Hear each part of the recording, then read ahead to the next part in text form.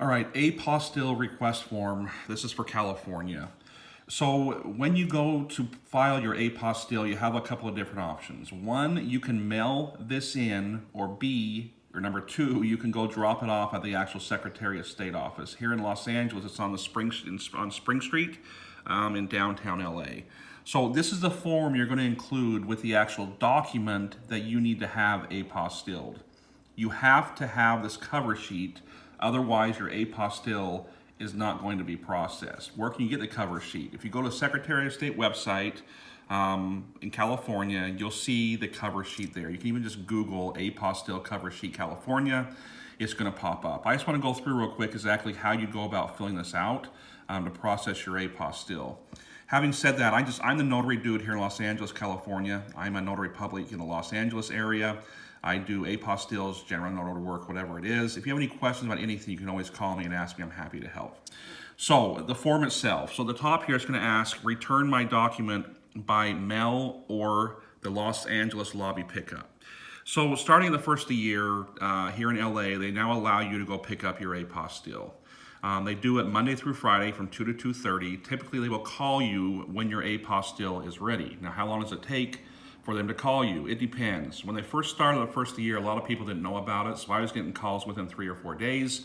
As time has gone in now, it's been taking over a week, sometimes a week and a half, 2 weeks before I get a phone call back. So is it faster than mail? Yes, because you don't have to wait for the post office or FedEx to process it. So it is faster than mail. It is downtown LA. Parking is a mess, and it's kind of a hassle having to go down there. So your options are, you can either do it by mail to have it returned, or you can do a pickup. If you are doing it by mail, it is crucial that you do this. You need to make sure that with this paper, with this cover sheet, and also your apostille document that you need to have apostilled, you include an envelope that is prepaid, that is ready to go. Do not use an envelope with a stamp on it. You want to have something that has a tracking number on it so you can track it and you know exactly when they send it. So I typically use the post office. You can just do a priority flat rate mail envelope. You need to put the sticker on it, make sure it's prepaid. Then you can include it in this envelope with your information. So here's the envelope they have also there. Obviously, if you're mailing it in, you're not going to have this envelope. They have these envelopes here for you if you're dropping it off. You simply just put everything in the envelope, and then you are ready to go. So right here, continuing, you need to make sure you include a self-addressed stamped envelope if you're having returned by mail. The country in which the document will be used. That is the country that's requesting the apostille. This is not the country where you are at. This is a country that is requesting the apostille. So if you're in California and you have a California birth certificate and you need to, in Mexico, they're requiring you to send them a copy of that birth certificate and have it apostilled. Right here, the country in which a document will be used is Mexico. Why do they do this? The reason why is because every country is not in cahoots with the U.S. when it comes to apostilles. They have to be a member of what's called the Hague Convention. That's H-A-G-U-E. If they're a member of the Hague Convention, the countries have something pre-worked out where they can interchange documents back and forth without having to go through a ridiculously long authentication process. So the country is what's going to be used. You're going to put the country that's requesting the apostille right here. Your name is obviously your name, your address.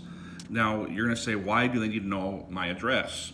If you include a self-addressed stamped envelope, your address will already be on there. If not, this is where they're going to pull it from. Also, for your address, if for some reason the apostille is rejected, they will mail you a check back for the pricing of it. So it gets rejected. They need to know where they need to send the documents, and they also need to know where they're going to send the check back to you after the rejection. So make sure you complete that address and then your phone number.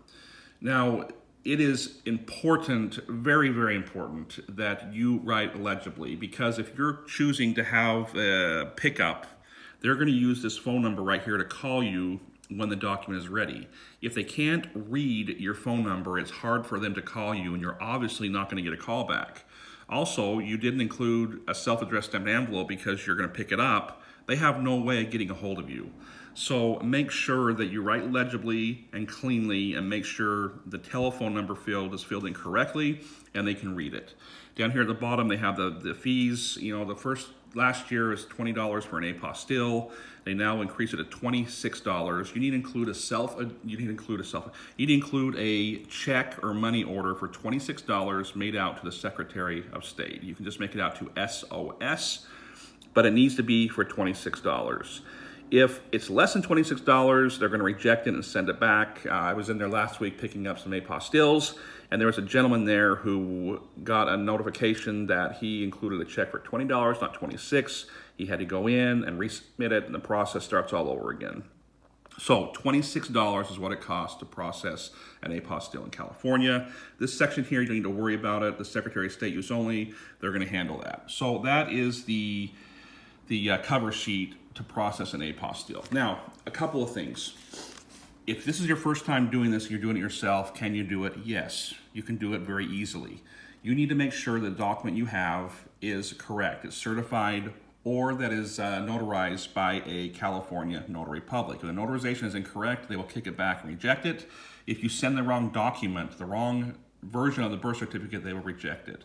I strongly suggest if you are in a rush and you haven't done this before, that you call a third party to handle it for you. I'm the notary dude here in Los Angeles, California. I handle apostilles. I charge $126 to do your apostille. I will make sure the document that you're using is in fact the correct document. If it is not notarized, I include the notarization fee in that in order to do it. And finally, it's going to be done correctly. There's nothing more frustrating than going through the entire process of doing this and then having it rejected. So, if you want help or have questions about your apostille, call me. I'm at 626-620-3667. I'm the notary dude here in Los Angeles, California.